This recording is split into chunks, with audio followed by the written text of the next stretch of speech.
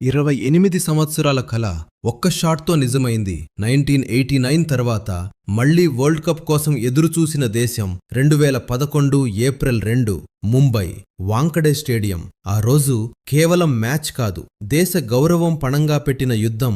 శ్రీలంక ముందుగా బ్యాటింగ్ చేసింది. మహేలా జయవర్ధనే అద్భుతమైన శతకం. 50 ఓవర్లు ముగిసేసరికి స్కోర్ 274 పరుగులు. ఫైనల్లో 275 పరుగుల లక్ష్యం. ఒక్కో భారతీయుడి గుండెల్లో టెన్షన్ మొదలైంది. భారత్ బ్యాటింగ్ ప్రారంభించింది. కానీ మొదటి షాక్.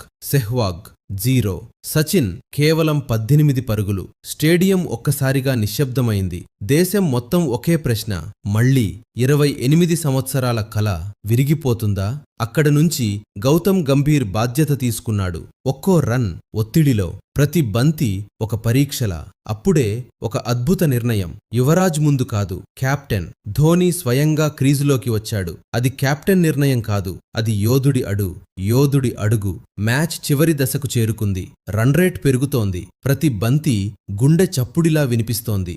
దేశం మొత్తం టీవీ ముందు నిలబడి ఉంది. నువాన్ కులశేఖర బౌలింగ్. ధోనీ ముందుకు వచ్చాడు. ఒక శక్తివంతమైన స్వింగ్. బంతి ఆకాశాన్ని తాకింది. అది సరిహద్దు దాటింది. స్టేడియం పేలిపోయింది. Dhoni finishes off in style. India lift the world cup after 28 years. ఆ క్షణంలో సచిన్ను భుజాలపై ఎత్తుకున్నారు. యువరాజ్ కళ్ళలో ఆనంద బాష్పాలు. ధోనీ ట్రోఫీని ఎత్తిన క్షణం. అది కేవలం 6 కాదు, ఒక దేశం 28 సంవత్సరాల కల ఆకాశంలోకి ఎగిరిన క్షణం. ఆ రోజు భారత్ కేవలం వరల్డ్ కప్ గెలవలేదు, ఒక తరం గర్వాన్ని తిరిగి పొందింది.